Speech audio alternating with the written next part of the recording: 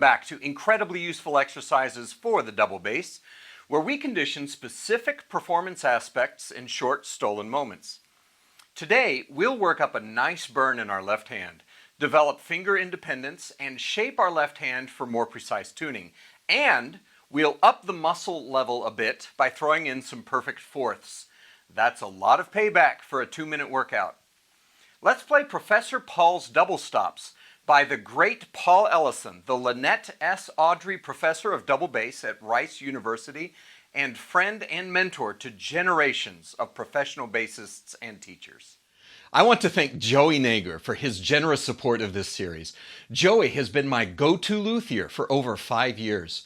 He sculpted my fingerboards buzz-free on both my 1850 English orchestra bass and my solo bass, making them so easy to play, and his tone work on my basses keeps them sounding full, free, and beautiful. Many professional working bassists throughout Texas rely on Joey for fixing and maintaining their treasured instruments. The Joey Nager prize-winning basses are also wonderful instruments. Please visit Joey's website listed below, and if you happen to be in the Houston area, pay him a visit to play his basses and to see how he can improve the playability and tone of your instrument. Professor Paul's double stops are about 2 minutes long. The power and control ratings are 4, endurance is 3, mindfulness is 2, coordination is 1, and the rest are 0. We play these for 3 reasons: to learn barred perfect fourths with first, second, and fourth fingers, for the exercise of left hand shaping and continuous sustain, and for the exercise and mastery of fine-tuning fourths, major thirds, minor thirds, tritones, and fifths. Just like the first double stop exercise we did last week, I love this exercise, and I find it incredibly useful for the feeling of ease I have when I'm done with it. In other words, I love having played this one. But playing it creates that kind of uncomfortable burn that makes for a very stressful 2 minutes, like holding a plank. You might not love it, but you'll love how you feel afterwards. Remember last week that we discussed 2 important issues of double stops: 3 double stop power levels and the separation of powers between the hands. The 3 power levels are level 1, 2 open strings or harmonics. Level 2 is 1 open string or harmonic and 1 fingered note.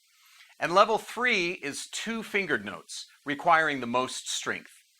This is a level 3 exercise. And the separation of powers means that your hands are working at 2 very different levels of tension. The left hand is using full muscle and arm weight and balance, and the right hand is playing freely and as lightly as if it were playing on a single string or 2 open strings. This level of coordination takes continual focus and might be frustrating at first. Just keep playing it pizzicato to remind yourself how easy the right arm can feel. In the last double stop exercise, we worked all of the intervals except for barred perfect fourths, and there's a reason for that. It allows our left hand to play constantly with fingertips and with round fingers.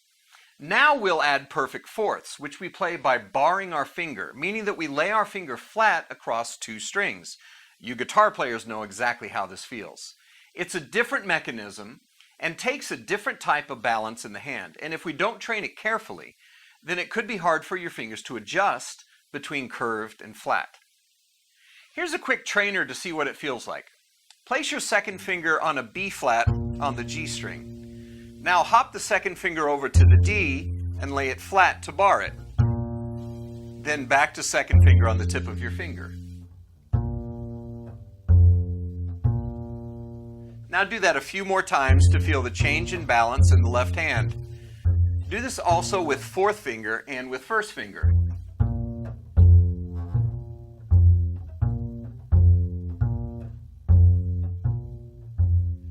That's all there is to it. When you play that in this exercise, you'll get familiar with it, and it'll become easier to use in your orchestra and your solo works.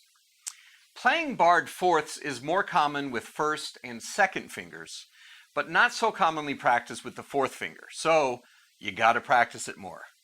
My fourth finger is not really long enough to play on 2 strings easily, so I have to really put my hand in an adjusted position to make it work.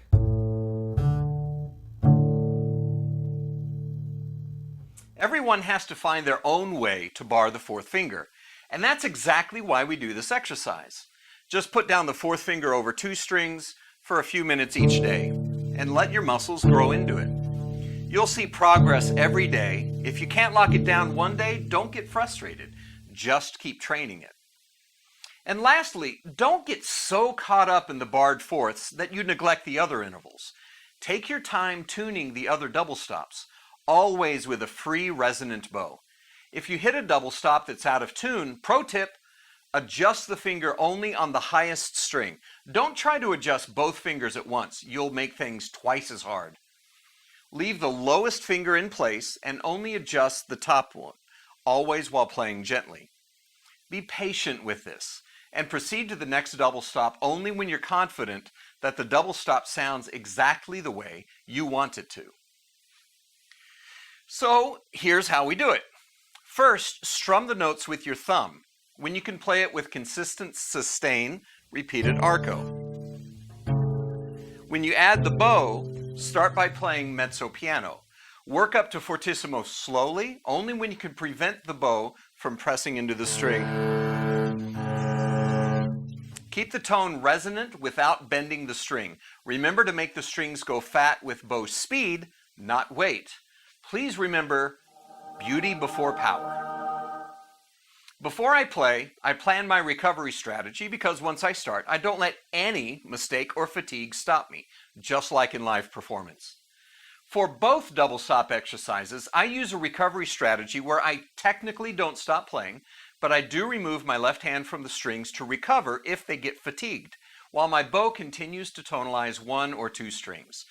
When I resume playing, I just play it softer.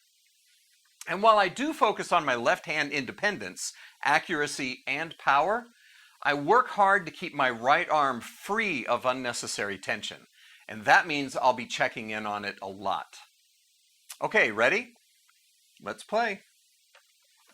I'll do this once pizzicato and once with the bow so you can see.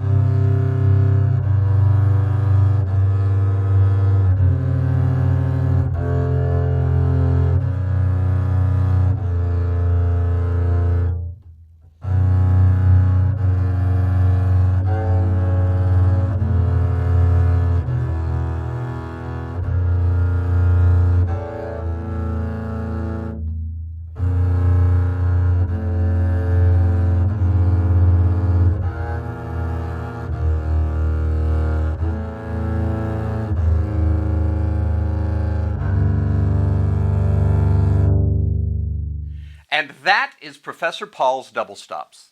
Fourths are very different from the double stop exercise without them, right?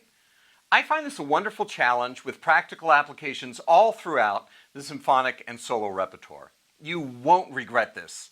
I love the way my fingers feel after these exercises. It makes everything else seem pretty easy by comparison. Remember to encourage your curiosity of double stops and play often. With this new tool at your disposal, you'll have a wider vocabulary and a greater facility. And notice that we haven't gotten into thumb position yet. We'll explore those in the exercises sixths and thirds.